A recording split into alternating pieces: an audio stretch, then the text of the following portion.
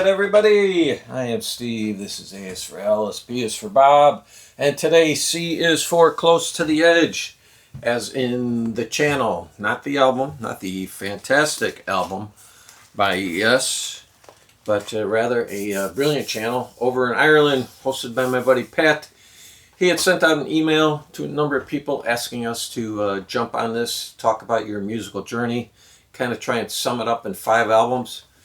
And first up, Pat and his right-hand man, Kevin, they did it. Then Paul Bolger of the band, the Forge Hounds, which Paul sent this to me. Thank you very much, Paul. And this is a very good album. I encourage everybody to check it out. It's just good, solid rock. And then Dermot did his.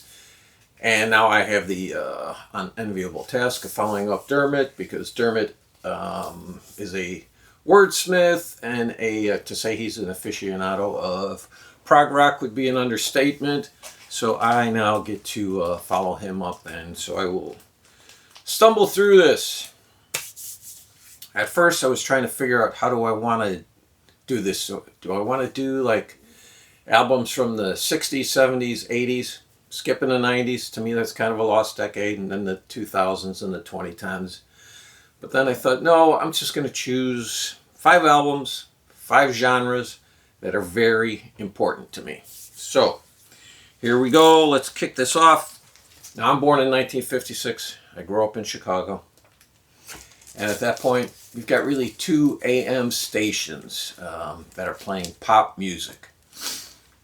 So I'm 10 years old, let's say in 1966, and I'm listening to, what I'm hearing is, it's just all songs with hooks. It's the Mamas and the Papas, Dave Clark 5, all those type of bands. And I'm not going to say Rolling Stones and the Beatles. That's too cliche. That's too easy of a pick. But I'm falling in love with all these bands that just have great melodies. Herman's Hermits, and this is another one of them. The Hollies. I just love the Hollies. Incredible vocals, harmonies. Alan Clark and Graham Nash, to me, almost unbeatable. And this is their greatest hits album. And so on here you've got Bus Stop, Pay You Back with Interest, an underrated song of theirs. Look Through Any Window, Stop, Stop, Stop, On a Carousel. So, and then they would have a little more success in the early 70s, but yeah, this is the kind of music I'm playing. I'm sitting out on my front porch. I've got my transistor radio with me. Now, when I'm that age, my first love was baseball. I played baseball every day I could, probably from the time I could walk until I was probably about 13, 14 when I started really falling in love with music. So, pop music. Falling asleep in bed with my transistor radio. And my mom would always say to me, turn that off before you fall asleep, because when you wake up in the morning, that battery is going to be dead. Of course, I didn't listen to her. I knew better. I was 10 years old. I knew better than my mother.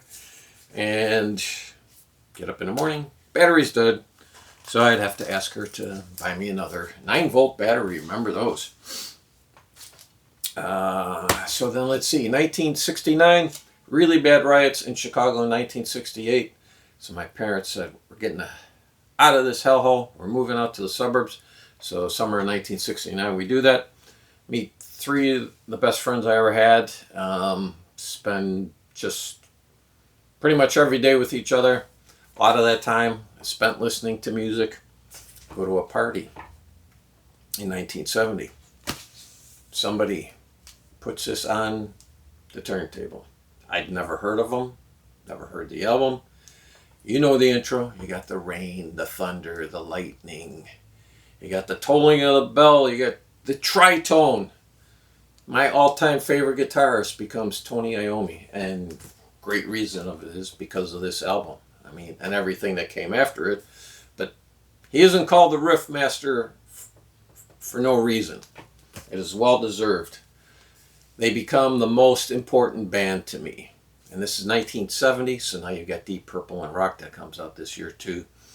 And then that leads me to just tons of other stuff, Then I've got Blue Oyster Cult and Grand Funk and Uriah Heep and Led Zeppelin and on and on and on and on. 1970 through 1975, the best stretch of music, I say, no doubt about it. So Black Sabbath, so we got our pop music, and now we got our hard rock heavy metal. Then in 1971, I hear a song come on the radio. It's a little different than most anything you're hearing at that point in time, because then you're still hearing a lot of pop music. You know, you got your Three Dog Night and, you know, stuff like that, and Carole King. You got singer-songwriters. And this song comes on, but it's a truncated version. They're only playing like 3.5 minutes of it. I didn't know that at the time, but I liked it enough that I went out to get this. And when I got to the store and saw the album cover, I'm like, oh, yeah, that's cool. And so I buy it, I bring it home, and now we have a new discovery for me. We have prog rock music and my all-time favorite bassist, Chris Squire. This may be the reason why I ended up learning how to play bass guitar. It's really what drew me into this album and Chris Squire. So, but, I mean, now roundabout, I'm hearing the full version. What is that? That's like 7 minutes long. But, you know, there's so much more on this. You know, you got South Side of the Sky. So, yes. And then this leads me to all the other prog rock bands I start discovering now. I've got Emerson, Lake and Palmer. I've got Hawkwind. I've got Frumpy. I've got Genesis. That would take a little longer. Genesis isn't a journey. Genesis becomes a long sojourn. It takes me a long time to get into Genesis. And the band Jane. Oh my God, their debut from 1972, Together. Take a listen to that. So there you go. Now we have progressive rock. Then in 1972, this album comes out. And I'm not going to say it is, because I have to believe 1971, I bought an album of this genre before I bought this one. But this one is just so monumental that it has to be the example here. 71, T.rex released Electric Warrior. I'm sure because of Bang a Gong I had the album. But 1972, about David Bowie, Ziggy Stardust, it's a perfect album. Perfect album. And so now we have your glam rock, glitter rock. And what's this lead me to? Well, it leads me to one of my all-time favorite artists, because 1972, David Bowie is a huge fan of Mata Hoople. And he hears they're going to break up. And so he goes to the band and says, I've got 2 songs that I think may save your career. He said, I'll produce your album. Take whichever song you want. He offered them up Suffragette City and All the Young Dudes. The rest is rock and roll history. That becomes a big hit for them. And David Bowie keeps his promise. He produces that album. And unfortunately, they only stay together for 2 more albums. But that 3-album stretch for me, huge. Now I'm brought into this world of glam, glitter rock. Because like I say, you've got your T.rex and you got your David Bowie, Mata Hoople, Sweet, New York Dolls, plenty of others. So there you go. That is your glam rock, glitter rock. And then there's plenty of other albums that come along during the 70s that I absolutely love. 80s too. 90s, kind of a lost decade for me. I am not finding much I like. I am struggling to find music I like. New music I like. And even some of the legacy bands I grew up with in the 90s, they're not putting out a lot of good stuff. But then in 2002, I come across this band. Porcupine Tree. I can remember my sister somehow was given the CD as a promotion. I think it was somebody from their street team gave it to her. She gave it to me. I played it and I'm like, holy cow. So this brought me into a whole nother world now, because now I'm in modern day Prague.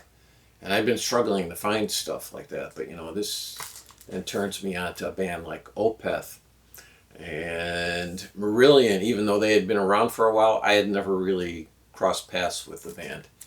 So, and because of the genius of Steven Wilson of Porcupine Tree, he's got all these side projects. He's got Blackfield, No Man, Bass Communion. So I start listening to those. And then you get his solo career. So I buy everything that came out before this, and then I buy every ensuing album too. So here it is. This album's almost 25 years old now. And that is my musical journey. So, my God, I'm going to be, well, this is May 1st. I will be 70 years old next month. And many of these albums have been in my life for, what, 55 years now? So, there you go, Pat. I hope I met your criteria. I'm going to leave links to everyone's video who I mentioned that has already posted them. Please go ahead and check them out. And if you watch Pat's channel, he will not only talk about rock, hard rock, progressive rock, but you might even get a stick of rock. So there you go. Thank you.